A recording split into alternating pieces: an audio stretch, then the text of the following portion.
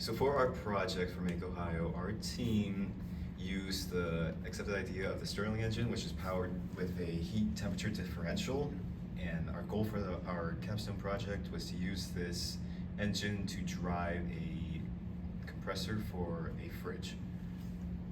So for this project, some of the questions we had were what dimensions would affect the performance of it, such as the torque provided, the power output, and how using the different materials may affect it, such as their rigidity, their thermal coefficient, and how well they supply heat and slide against one another. And so for MakeOHI, we, with the time constraint, had to use PLA plastics, but ideally it would be all metals, both aluminum and steel by the end of it.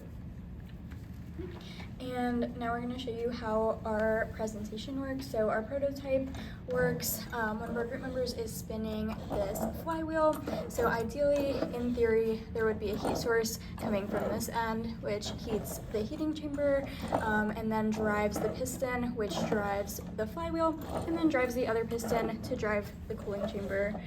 So yeah, this shows our prototype in work. So for our project, our team decided to use information from thermodynamics and heat transfer as well as machine design. And so the most complicated piece of this project was creating all these different components that were complicatedly shaped and doing that all using hand tools. And this project was scaled 1:1, so everything that is shown here would be the same size as a real product.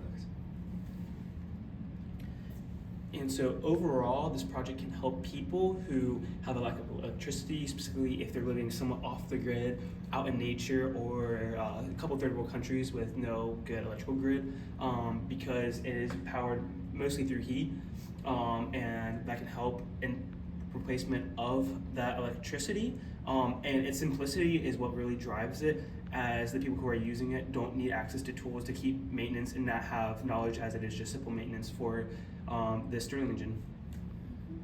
And then one thing that we struggled with, or something that just didn't work at all, we had limited time and resources, so we were not able to machine the chambers and the supports like we wanted to, but we were able to pivot and use 3D printing instead to simulate these components of the model. So yeah, and then for testing our design, we were planning on having our chambers be of metal, so they would simulate the heat transfer, but